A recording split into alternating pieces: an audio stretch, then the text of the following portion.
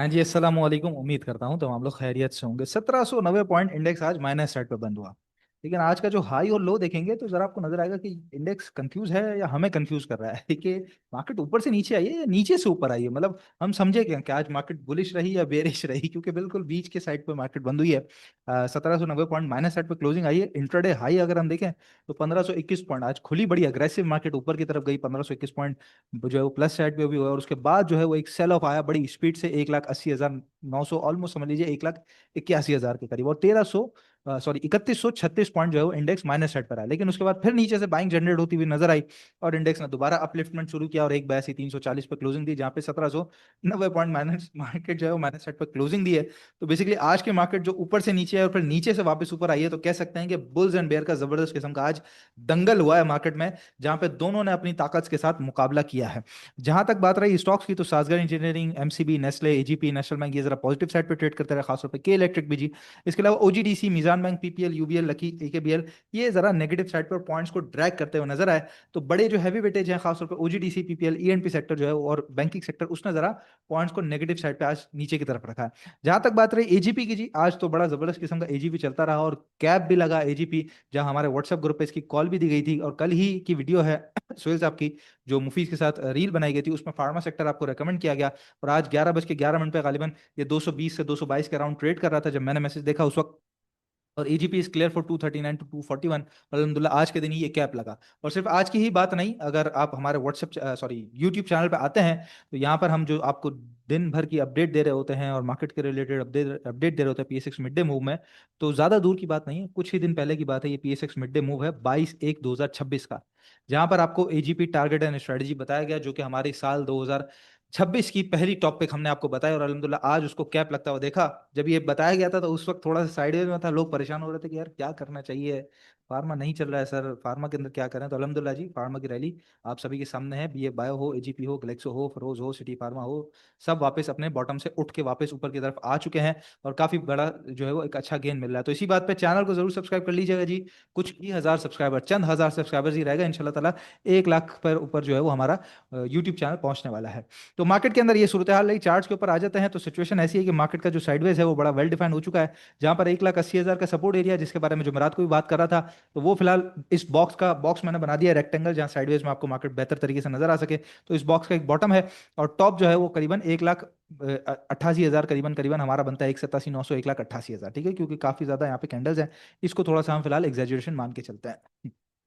अभी की जहां तक बात रही, तो ये जो ट्रेंड लाइन थी जो जुमेरात को चैनल आपके सामने बना दिया था, फिलहाल इंडेक्स इसको तोड़ चुका है। तो बड़ा जो ट्रेंड है उससे फिलहाल बाहर है, जुम्मे के दिन ही सॉरी इसको तोड़ के नीचे की तरफ मार्केट ने यहाँ पे क्लोजिंग दे दी थी।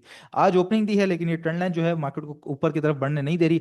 अच्छी बात यह है कि नीचे से जो बाइंग आई है और बिल्कुल बिल्कुल इसी ट्रेंड लाइन पे बंद हुई है, तो कल के दिन मार्केट इससे ऊपर खुल के सस्टेन कर सकती है। तो अगर सस्टेन करके ऊपर की तरफ गई तो टारगेट एरियाज हैं वो 1,84,700 से 1,85 तक के हम टारगेट मार्केट के अंदर आते हुए देख सकते हैं, इंडेक्स के शॉर्ट टर्म की टारगेट की मैं बात कर रहा हूँ। और फिर अगर यहाँ से क्लोज जो क्रॉस करके ऊपर की तरफ चले गए तो फिर 1,88,000। अदरवाइज अगर क्रॉस नहीं किया तो दोबारा हम वापस नीचे मार्केट को आता हुआ 1,80 की तरफ देख सकते हैं। 1,80 ही फिलहाल मार्केट का सपोर्ट एरिया और सस्टेनेबिलिटी वाला एरिया है, कि अगर इससे टूट के नीचे इंडेक्स अगर बंद होना शुरू हो गया, ट्रेडिंग करना शुरू कर दिया, तो फिर मजीद जो नीचे की तरफ के गैप्स हैं छोटे मोटे, जो मार्केट ने पुराने यहाँ छोड़े थे, यहाँ छोड़े थे, यहाँ छोड़े थे, तो वो फिल होते हुए हमें नजर आएंगे। अदरवाइज मार्केट सेफ जोन में है। लेकिन सेफ जोन के अंदर भी याद रखिएगा जी, डिसिप्लिन को फॉलो करना बड़ा जरूरी है, कि आप ये जितने स्टॉक्स हैं इनके अंदर काम तो सारे करेंगे, कि लकी हमें नीचे मिल रहा है तो बाइंग करेंगे, पीपीएल अच्छे लेवल के ऊपर आ गया तो बाइंग की पोजीशन बन सकती है। इस तरीके से मीजान है, ओजीडीसी वगैरह है, आफ्टर ऑल ये तमाम ब्लू चिप है। हब पावर काफी अच्छे रेट के ऊपर आ चुका है, तो ये ब्लू चिप स्टॉक्स हैं, इनके अंदर बाइंग करेंगे। या के इलेक्ट्रिक है वो ब्रेकआउट है तो उसके ऊपर बाइंग करेंगे, एजीपी ब्रेकआउट है ऊपर बाइंग करेंगे। तो या तो ब्रेकआउट वाले स्टॉक्स में या फिर बॉटम वाले स्टॉक्स में, दोनों में से किसी में भी बाइंग सेलिंग तो काम करना है। लेकिन डिसिप्लिन को फॉलो करना है, जो कि डिसिप्लिन आपका ये कहता है कि इस वक्त करंट हालात के अंदर जो साइडवेज वाली मार्केट है, इसमें एटलीस्ट 30 to 50% आपका कैश खाली होना चाहिए। कि मिसाल के तौर पे अगर आपकी ताकत है 50 लाख की, मतलब कि आपका जो अकाउंट की वर्थ है 50 लाख की, तो आप 30 लाख से ज्यादा का काम नहीं करेंगे मार्केट में। 20 लाख यानी कि 40% 50% कैश एटलीस्ट आपका हमेशा खाली होना चाहिए साइडवेज वाली मार्केट में। क्योंकि उस साइडवेज वाली मार्केट में क्या होता है कि ऊपर जाना या नीचे आना कोई भी वे जो है वो डिसाइड नहीं होता, क्योंकि साइडवेज में होती है ना मार्केट, ट्रेंड डिसाइडेड नहीं होता। तो आपको मौके मिलते रहते हैं, या तो आपका स्टॉक अगर आप स्टॉप लॉस पे नहीं बेच पाए तो वो दोबारा बाइंग और डिप का मौका दे देता है, या फिर अगर आप प्रॉफिट टेकिंग करके किसी स्टॉक के अंदर निकल जाते हैं तो वही आपको सामने नीचे बाइंग ऑन डिप का मौका दे देता है, या फिर सामने कोई ना कोई दूसरा स्टॉक मिल जाता है। तो चाहे प्रॉफिट टेकिंग की तरफ हो या फिर बाइंग की तरफ हो, किसी भी हाल में आपका इस वक्त कैश खाली होना बड़ा लाजमी है मार्केट के अंदर, ठीक है। तो मार्केट में कैश खाली करके चलेंगे तो इंशाल्लाह ताला मौके मिलते रहेंगे। कैश इन हैंड ही इस वक्त आपके लिए बड़ी जरूरी चीज है।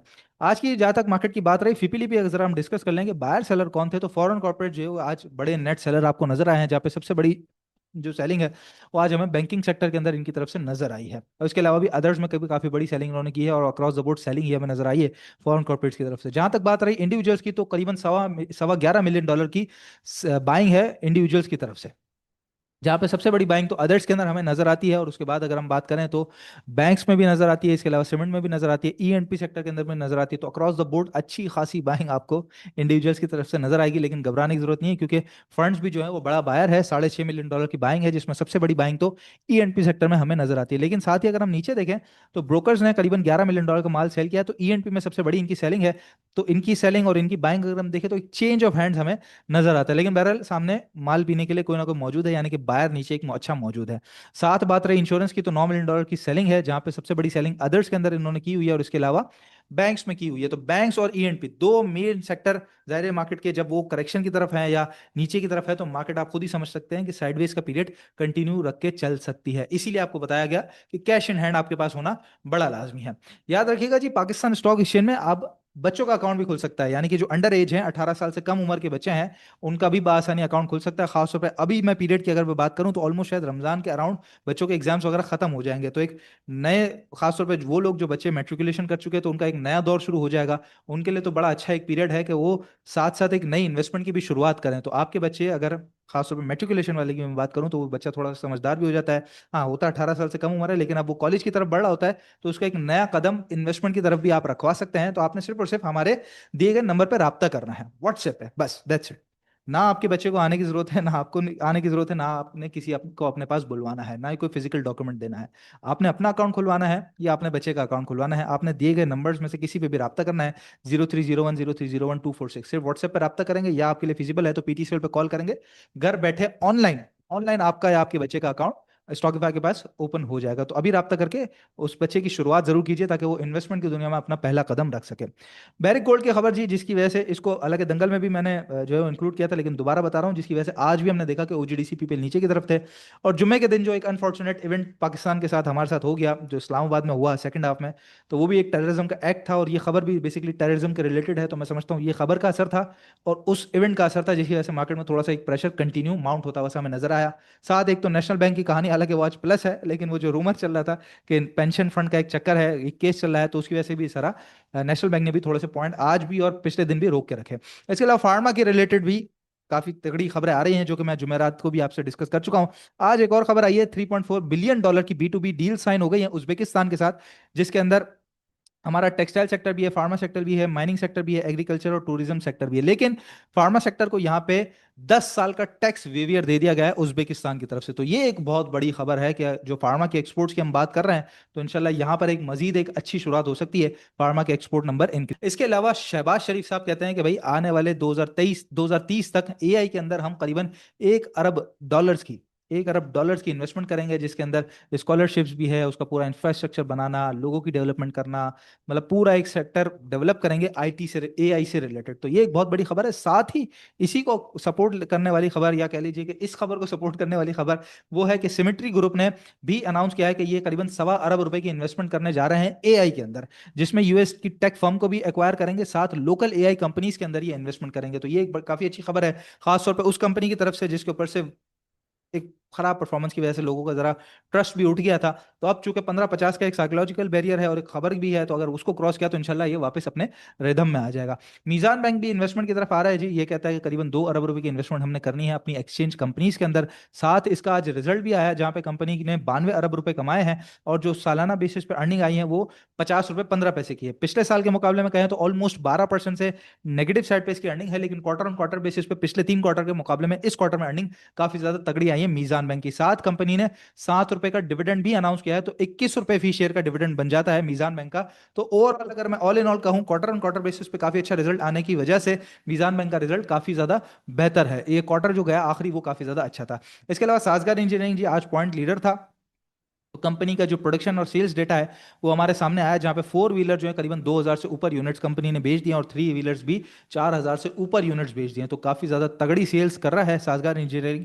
और टैंक 500 के लॉन्च के बाद हमने देखा था कि ये स्टॉक एक्सचेंज में भी काफी ज्यादा अग्रेसिव हो चुका है। तो जो लोग बड़े स्टॉक में काम करते हैं, यानी कि बड़े पैसों वाले स्टॉक में, 2-2.5 हजार वाले स्टॉक के अंदर, तो वो अप डाउन स्विंग इसके अंदर काफी अच्छी खेल सकते हैं। काफी तगड़े मौके दे रहा है साजगार इंजीनियरिंग। तो ये जी ओवरऑल सिचुएशन है मार्केट की, जहां पे स्ट्रेटजी मैं आपको बता चुका हूं। इस वक्त कैश इन हैंड वाली ही स्ट्रेटजी रहनी चाहिए मार्केट के अंदर। कैश इन हैंड से मेरा मुराद है कि ऑल इन इस वक्त मार्केट में नहीं जाना जब तक साइडवेज का पीरियड कंटिन्यू है, और ये मार्केट के लिए काफी ज्यादा अच्छा रहेगा साइडवेज का होना, जहां पे स्टॉक वाइज आपको काम मिलता रहेगा। कुछ स्टॉक बॉटम पे मिलेंगे, कुछ स्टॉक ब्रेकआउट करते हुए आपको मिलेंगे। आज भी तीन स्टॉक है हमारे पास। सबसे पहले जी लिवन फार्मा, जिसके अंदर ये एक ट्रेंड लाइन ऊपर से गिरती हुई आपको नजर आ रही है, जो कि हमारे रेजिस्टेंस के करीब भी आके मिलती है, जो कि है 58-59 रुपए का एरिया। अच्छा, इसके अंदर बात यह है कि 43 का 44 का इसने लो लगा दिया था, उसके बाद वापस जो पलट के आया है, अगर आज की बात करें तो 50 रुपए से पलटा है, और कल के दिन अगर ये बढ़ता हुआ खुलता है तो ऑलमोस्ट 10% जो है अपना स्टॉक एक दिन के अंदर, 1.5 दिन के अंदर बढ़ जाएगा। तो जाहिर है जिनके पास पुराना रखा हुआ है, अगर तो ये इस ट्रेंड लाइन के ऊपर आकर टकराया 58, 50, 59 रुपए, यहां आगे अगर रेजिस्ट किया तो जिनका पुराना रखा हुआ है वो यहाँ पे सेल ऑफ करेंगे। अदरवाइज जिन्होंने नई बाइंग करनी है तो वो इंतजार करें कि 59 रुपए से ऊपर की अगर क्लोजिंग दे दे, ब्रेकआउट वाली क्लोजिंग दे दे, तो फिर इसके अंदर बाइंग करेंगे, जहां पे 63 रुपए और फिर 70 रुपए का टारगेट हम इसके अंदर कंटिन्यू मजीद ऊपर की तरफ लेके चल सकते हैं लेवन फार्मा के अंदर। तो इसको खासतौर पे नजर में रखिएगा, ठीक है। लेकिन याद रखिए, जैसे मैंने कहा कि पहले इसके अंदर प्रॉफिट टेकिंग की तरफ जाएंगे जिनके पास पुराना रखा हुआ है। दूसरा स्टॉक है हमारे पास हब पावर, जो कि बॉटम के करीब आ चुका है। चैनल की फिलहाल बात नहीं करते क्योंकि काफी सारे स्टॉक्स हैं जिन्होंने अपने चैनल को जरा सा गड़बड़ी सी हो गई है, तोड़ दिया है। लेकिन सपोर्ट जोन की बात करते हैं, जहां पहले इसका ये बिल्कुल रेजिस्टेंस एरिया था, उसी ने इसको सपोर्ट किया और ये डबल बॉटम बनाने के बाद ऊपर चले गया था स्टॉक। उसने नया हाई बनाया अपना 250 रुपए का, और उसके बाद वापस उसी सपोर्ट के करीब आया। तो कल यहाँ पे 222 रुपए के करीब करीब अगर रुकता हुआ से आपको नजर आए और रुक के पलटता हुआ नजर आए, तो ही बाइंग करेंगे। रुकना और पलटना ये इसके अंदर शर्त है फिलहाल हब पावर के अंदर, अदरवाइज तो ये फिर फॉलिंग नाइफ बन जाएगा, ठीक है। तो रुक के पलटता हुआ से आपको नजर आए तो फिर आप इसके अंदर बाइंग करेंगे। 220 का बहुत छोटा सा स्ट्रिक्ट स्टॉप लॉस रखेंगे, जहां पे पहला टारगेट एरिया 232 रुपए, और फिर मजीद आगे बढ़ा तो 237 रुपए तक आप इसको कंटिन्यू करेंगे हब पावर इंडस्ट्री को। इसके अलावा तीसरा स्टॉक है हमारे पास आज का, वो है निषाद मिल्स। अच्छा, निषाद मिल के अंदर भी पोजीशन जरा हब पावर की तरह ही है।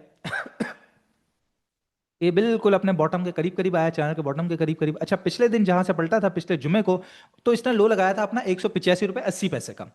आज भी जो लो लगा है वो है 185 रुपए 80 पैसे, और उससे थोड़ा सा ऊपर इसने क्लोजिंग दे दी है। तो डबल बॉटम की सिचुएशन है, यानी कि कल के दिन अगर ये 188 से ऊपर, क्योंकि ये चैनल के अंदर वापस आ जाएगा, तो 188 से ऊपर कंडीशनल बाइंग है, 188 से ऊपर ट्रेड कराना शुरू करे तो ही आप इसके अंदर बाइंग करेंगे, जहां पे टारगेट एरियाज 193 और 200 रुपए तक होंगे। अदरवाइज फिर ये है कि फिर अगर इसको वापस नहीं आया और नीचे की तरफ गया, तो फिर इंतजार करेंगे कि आपको 178 से 175 तक नीचे की तरफ मिल जाए। तो नीचे भी अगर मार्केट आती है तो कोई प्रॉब्लम वाली बात नहीं है, इंशाल्लाह हमारे बाइंग ऑन डिप की अपॉर्चुनिटी मिलेगी। लेकिन याद रखिएगा, जब इस तरह मार्केट ऊपर की तरफ खुलती है, जैसे जुम्मे को यहाँ टॉप के करीब थी, ऑल्दो नेगेटिव साइड पे खुली थी लेकिन टॉप पर ही थी, या आज जो उठ के खुली थी, तो वो हमारे लिए सबसे पहले प्रॉफिट टेकिंग वाला अमल ही होना चाहिए। वो स्टॉक्स जैसे लिवन की मैंने आपके सामने एग्जांपल रखी है, तो वो स्टॉक्स आज जो नीचे से ऊपर की तरफ बंद हुए हैं, लिवन है या इसके अलावा काफी सारी फार्मास्यूटिकल कंपनीज हैं, साजगार इंजीनियरिंग है, के इलेक्ट्रिक है, एजीपी है, नेशनल बैंक जो काम करते हैं उनके लिए है। तो वो जो नीचे से ऊपर की तरफ बंद हुए हैं उनके अंदर प्रॉफिट टेकिंग लाजमी करनी है। प्रॉफिट टेकिंग करेंगे, कैश खाली होगा, तो ही दोबारा आपको मौका मिलेगा। अदरवाइज मार्केट में जब तक 180 सस्टेंड है, कोई डरने घबराने की जरूरत नहीं है। साइडवेज भी मार्केट के लिए एक जरूरी पीरियड होता है। बाकी नंबर्स याद रखिएगा जी, आपने सिर्फ और सिर्फ एक व्हाट्सएप करना है, आपका और आपके बच्चे का अकाउंट बआसानी स्टॉकीफाई में ओपन हो जाएगा। इंशाल्लाह नेक्स्ट वीडियो में आप लोगों से मुलाकात होती है। अपना बहुत ख्याल रखिएगा। अल्लाह हाफिज।